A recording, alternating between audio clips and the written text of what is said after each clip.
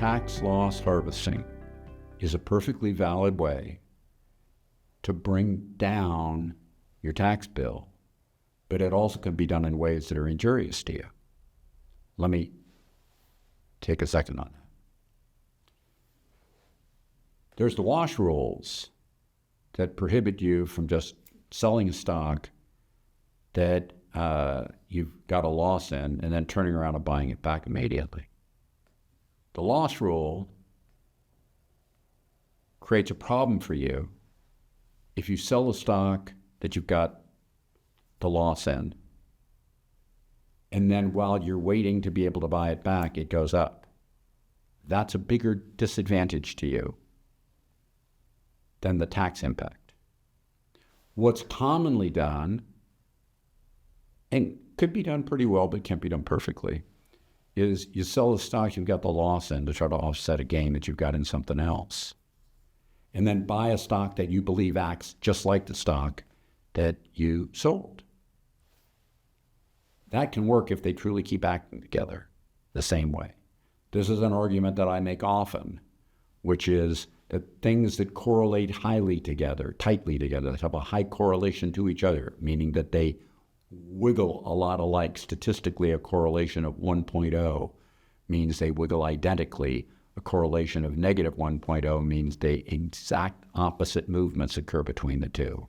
And 0 means there's no correlation between them at all. Very high correlation stocks tend to remain highly correlated most of the time, but not always.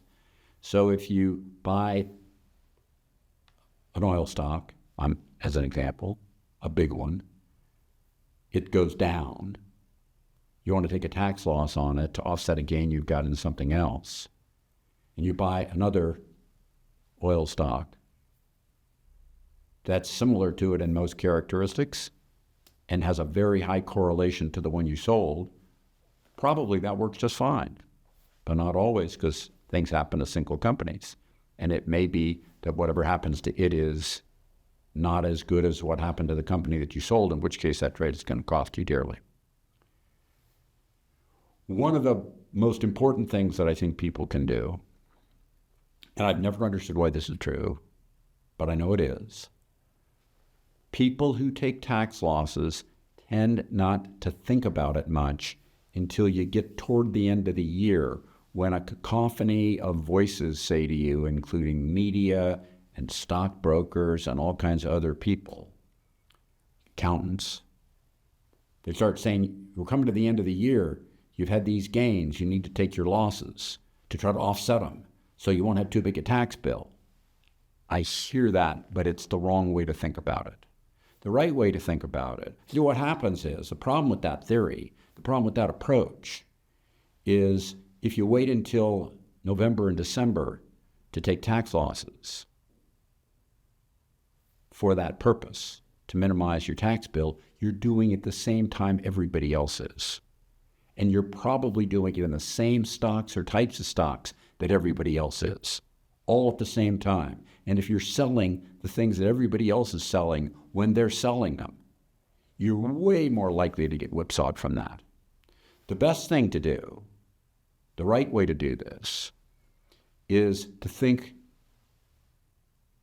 through where you are in gains and losses, and in the middle of the year, start effectuating losses when other people aren't taking tax losses for that purpose.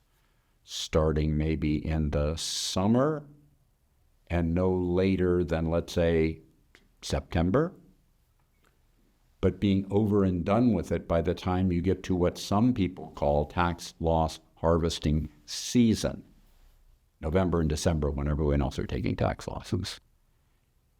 This is a little bit like the notion that, you buy your skis in the summer and you buy your straw hats in the winter, and you want to zig when they zag, and the best way to get a bargain on something is to buy it when other people aren't wanting to buy it seasonally. And that reality should be applied to tax losses. I encourage you to take that reality. Start thinking about it in the middle of the year. Execute it as you move into and through September and into October at the latest, and be done by then.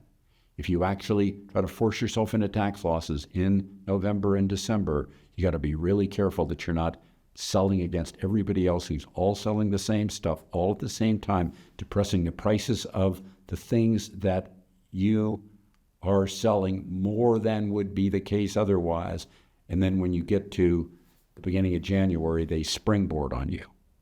The worst is to sell at Christmas time, just before Christmas, when this activity is at its heaviest. Now, let me give you an example of that in a macro sense.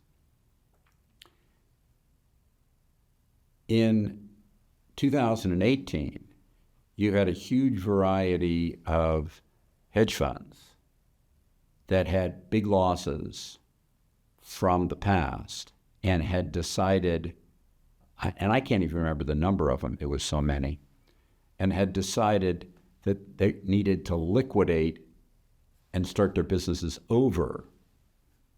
And to liquidate in 2018, all of the hedge funds started selling at once.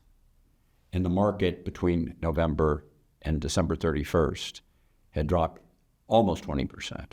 Maybe it was 20%. I don't actually remember exactly.